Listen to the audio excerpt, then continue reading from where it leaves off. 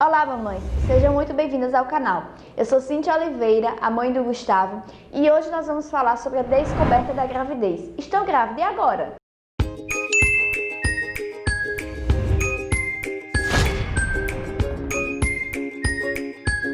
Se você descobriu sua gravidez recentemente, com certeza a gente tem muitas dúvidas sobre como lidar, o que é normal no início da gravidez, curiosidades, a gente quer se inteirar nesse universo.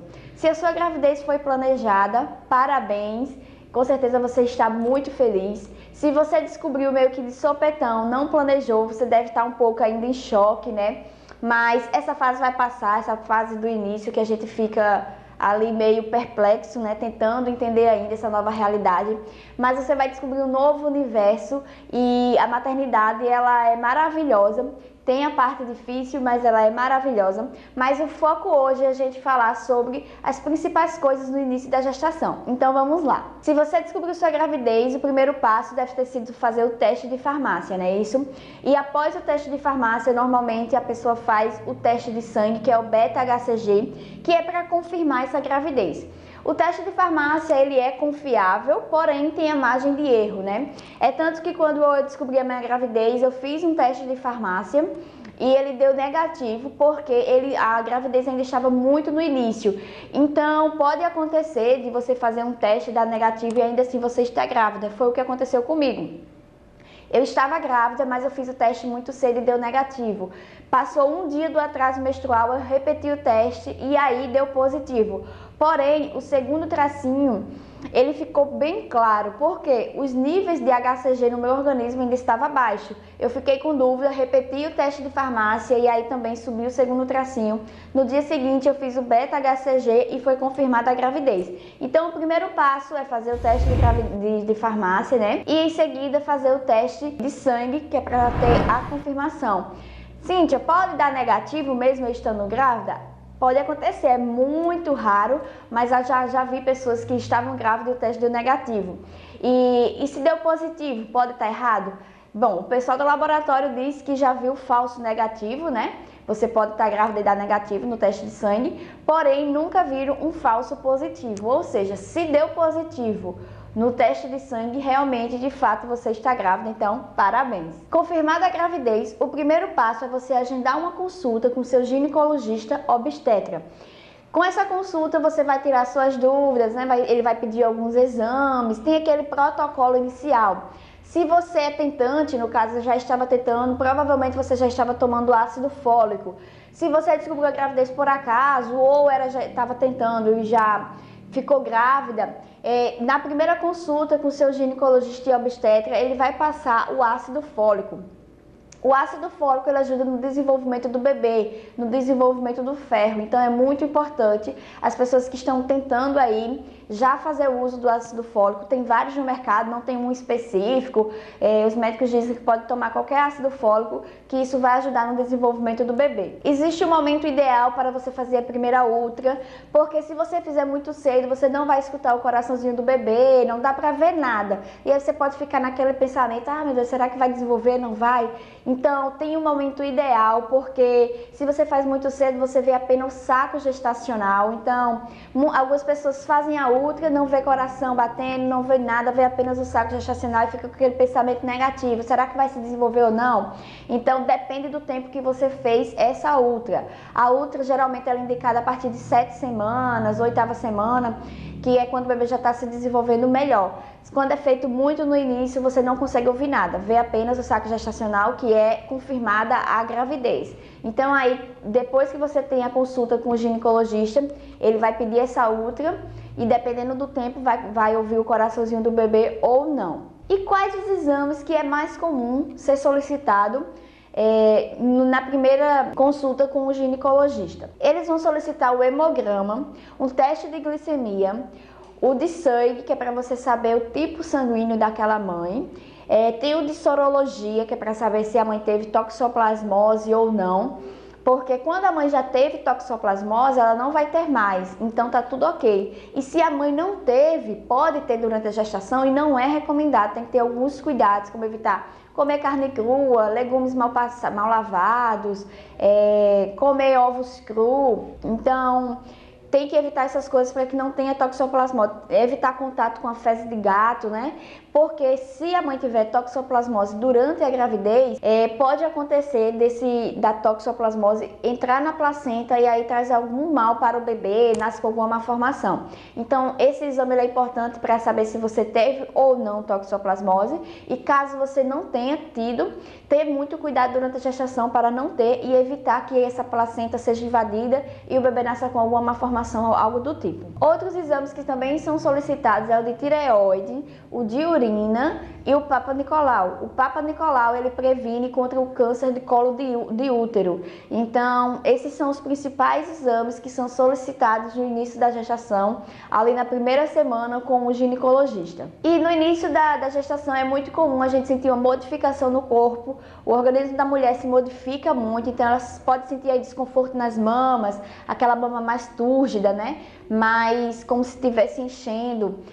Sente um pouco de cólica, como se fosse uma cólica menstrual, mas dá aquele leve incômodo. Algumas pessoas sentem enjoo, não é muito comum sentir no início, geralmente é mais para frente, quando a gestação já está mais avançada, mas pode sentir algum tipo de enjoo. Então, se você está sentindo algumas coisas disso, é normal. E pode também não sentir nada. Às vezes as mulheres relatam que parece que eu não estou grávida, não sinto nada, só a mama um pouco mais túrgida, também é normal. Então, os principais sintomas são esses: mama túrgida, cólica tipo menstrual, enjoos. E outro sintoma que também é muito constante é a sonolência e o cansaço. Eu sentia muito, foi um dos primeiros sintomas que eu tive, foi sonolência e cansaço, dá uma fadiga. Você também pode sentir mais gases, você sente uma vontade de cuspir constante, como se você fumasse, sabe quando você fica cuspindo muito? Pronto, dá essa sensação também de ficar cuspindo, a barriga inchada, você com gases. Então tudo isso é muito comum no início, quando o feto ainda está se desenvolvendo ali. Ao longo dos trimestres os sintomas vão mudando um pouco, né? No segundo trimestre tem aí azia, má digestão, um pouco de inchaço, dor na lombar, que no terceiro trimestre isso se acentua. Então, de acordo com cada trimestre, tem os sintomas característicos, e no início da gestação, esses são os principais sintomas que você pode ter. E quais os cuidados que você deve ter? Estou grávida, e agora? Você precisa ter cuidado, não ingerir álcool. Cíntia, mas descobri que estou grávida agora e semana passada eu tomei uma grande. Já passou, não tem mais o que fazer, né? Não fica se culpando, já foi, já era. Mas a partir de agora você não pode mais ingerir álcool, evita, que é para não ter algum mal para o bebê. Também não é bom fumar, nem beber álcool. E uma alimentação muito balanceada é importante. Você não vai fazer dieta, né? Não vai tá fazendo aquela dieta restrita, mas faça uma alimentação baseada em frutas, verduras, legumes. Evite comer muito, porque pode causar enjoo. Parece que o estômago da grávida fica bem pequenininho. Se ela já tem muito enjoo, então é pior ainda. Coma a cada 3 horas e coisas mais leves, frutas, verduras, legumes. Comer também a parte de proteína, carnes, ovos, frango, que isso ajuda no desenvolvimento do bebê. Evita comer muita besteira. Eu sei que quando a gente está muito enjoada, o que dá às vezes é uma besteira. Se no início você vai comer um pouco mais de besteira, talvez, né, porque é o que desce, mas faça o máximo para comer o mais saudável possível. Então, esses são os cuidados que você tem que ter durante a gestação. E outro cuidado que é o mais importante: não faça uso de medicamentos sem passar pelo médico, sem passar pelo ginecologista obstetra. Mesmo assim, eu tomo tal medicamento para dor de cabeça, não tome. Tem muitos medicamentos que não são recomendados no início da gestação, nas primeiras semanas. E aí, quando a gestação já está mais avançada, você pode tomar. Mas tem outros que depois também não pode mais. Então, assim, você não sabe qual medicamento você vai tomar e pode trazer algum risco para o bebê. Então, se sentir qualquer coisa, entre em contato com o ginecologista. Não faça automedicação. Na gravidez é muito perigoso. Mesmo que for aquele remédio, que seja aquele remédio que você está habituada a tomar e nunca sentiu nada. Entenda que na gestação você está muito mais sensível, muito mais suscetível a ter alguma coisa, porque você fica mais sensível mesmo, né? O seu organismo está diferente ali para que aquele bebê se desenvolva. Então, não tome medicamentos sem prescrição médica. Outro cuidado também que é muito importante é você não tomar muito café. O excesso de cafeína pode acelerar o coração, do feto e aí acabar tendo um aborto. Então evite tomar muito café. A recomendação é no máximo 2 xícaras por dia. E aí, por exemplo, chamate tem café, chimarrão tem café. Na verdade, café não, assim, é a substância, né, de cafeína. Então, você evita tomar essas coisas, 2 xícaras contando tudo, um chamate, um chá preto, chimarrão, essas coisas. No dia inteiro, 2 xícaras de tudo isso. Então, por via das dúvidas, evite estar tomando. Se você gosta de um café, toma só em um horário, por exemplo, no café da manhã. Muitas vezes o café em si traz azia e a própria gestante para de tomar, mas não é bom você ficar tomando muito café. E por último, mas não menos importante, fazer atividade física. Eu fui uma grávida na minha primeira gestação, não que eu tenha segunda ainda, mas eu pretendo na segunda ser uma grávida muito mais, fazer exercício físico mesmo, porque na primeira gestação eu não fiz nada e foi muito ruim, minha coluna doía, eu sentia dificuldade de me movimentar. Então, faça exercícios físicos durante a gestação, caminhada, se você treina, pode continuar treinando, claro que vai ter algumas observações, né? Precisa de acompanhamento de um personal, vai ser algo mais delicado, mas faça com algum exercício físico, é muito importante. Eu não fiz e me arrependo, porque no meu pós-parto eu sofri bem mais, com coluna, com dores na lombar, com dores no corpo, enfim. Em uma segunda gestação eu vou me exercitar, com certeza, eu vou fazer qualquer coisa, nem que seja só caminhada e leve mesmo, mas algum exercício eu vou fazer e eu indico que você faça também. E no início da gestação, ali até o 3º trimestre, o risco de aborto é muito alto. O feto ainda está se desenvolvendo, então ter mais cuidado, né, de não fazer atividades perigosas, de não andar de moto, por exemplo, de não fazer algo que ponha você e o seu bebê em risco, porque nos primeiros meses, até o 3º mês, o risco do aborto é muito alto, de 15% a 20%, a dependendo da idade da pessoa. Quanto mais velha a mãe maior esse risco, né?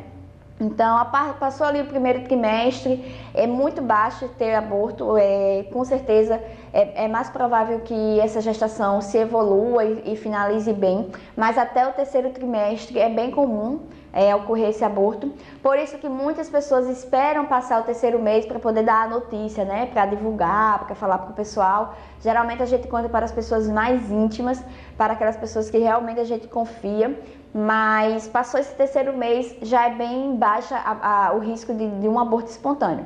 Então é isso, esses são os principais cuidados, as primeiras coisas que a gente tem que ter no início da gravidez, que a gente vai se inteirando desse mundo. Espero que esse vídeo tenha te ajudado. Se você gostou desse vídeo, eu quero pedir para você deixar o seu like, inscrever-se no canal e ativar o sininho. Quando você faz isso, o YouTube entende que meu conteúdo é relevante e me ajuda a divulgar esse vídeo para outras mães. E assim eu atinjo o meu objetivo de tornar a maternidade muito mais simples.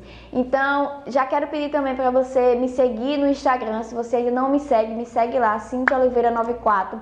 No Instagram eu posto dicas diárias sobre a maternidade, sobre a amamentação, sobre o sono do bebê, sobre enxoval, sobre tudo. Então me segue lá. Até a próxima!